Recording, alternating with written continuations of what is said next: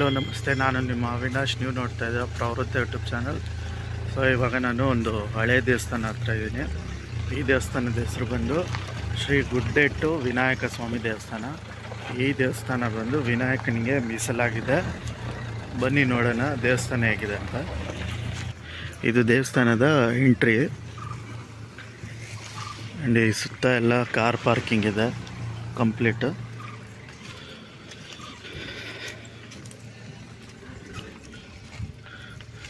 And ಇದು entrance, ದೇವಸ್ಥಾನದ entrance. And ಈ ಕಡೆ ರೈಟ್ ಸೈಡ್ಗೆ ಕಲ್ಯಾಣಿ ಇದೆ, ದೇವಸ್ಥಾನದ ಕಲ್ಯಾಣಿ.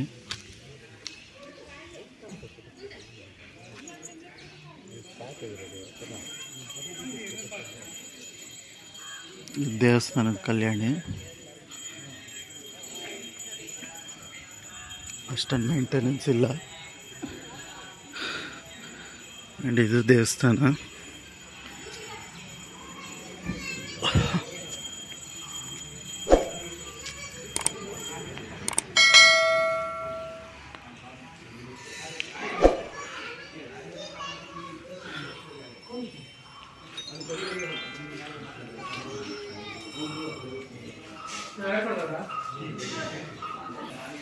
ಇದು ಸೇವಾ ಪಟ್ಟಿ.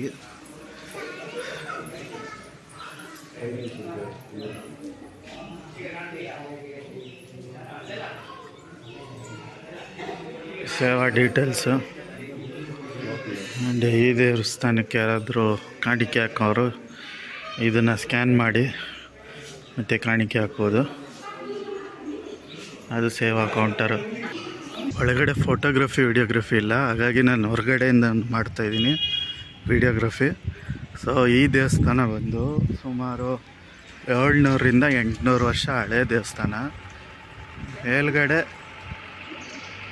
ಮೇಲ್ಗಡೆ ನೀವು ಒಂದು ಬಂಡೆ ನೋಡ್ತಾ ಇರ್ಬೋದು. ದೇವಸ್ಥಾನ ಸುತ್ತ ಈ ಬಂಡೆ ಇದೆ. ಈ ಬಂಡೆಯ ಒಳಗಡೆ ವಿನಾಯಕನಿರೋದು, ಉದ್ಭವ ಮೂರ್ತಿ ಇದು. ಸೊ ಈ ದೇವಸ್ಥಾನದ ಕತೆ ಏನಂದರೆ, ಗಣೇಶ ಜೇನುತುಪ್ಪ ತಿಂದು ಹೊಟ್ಟೆ ಉರಿ ಬಂದಿರುತ್ತಂತೆ. ಸೊ ಆಗ ಪರಮೇಶ್ವರನಿಗೆ ಕೇಳಿದಾಗ ಶಿವ ಈ ಬಂಡೆ ಒಳಗಡೆ ನೀರಿನಲ್ಲಿ ಕುತ್ಕೋ ಅಂತ ಹೇಳಿರ್ತಾರೆ. ಸೊ ಆವಾಗಿಂದನೂ ಇದು ಗಣೇಶ ಉದ್ಭವ ಮೂರ್ತಿ ಆಗಿದೆ ಇಲ್ಲಿ. ಆ್ಯಂಡ್ ದಿನಕ್ಕೆ 2 ಬಾರಿ ಇಲ್ಲಿ ಸೇವೆ ಇರುತ್ತೆ. 1000 ಕುಂಭ ನೀರಿನ ಸೇವೆ ಇರುತ್ತೆ. ಸೊ ಒಳಗಡೆ ಒಂದು ಬಾವಿ ಇದೆ, ಚಿಕ್ಕ ಬಾವಿ ಒಳಗಡೆಯಿಂದ ನೀರನ್ನ ತೆಗಿತಾರೆ.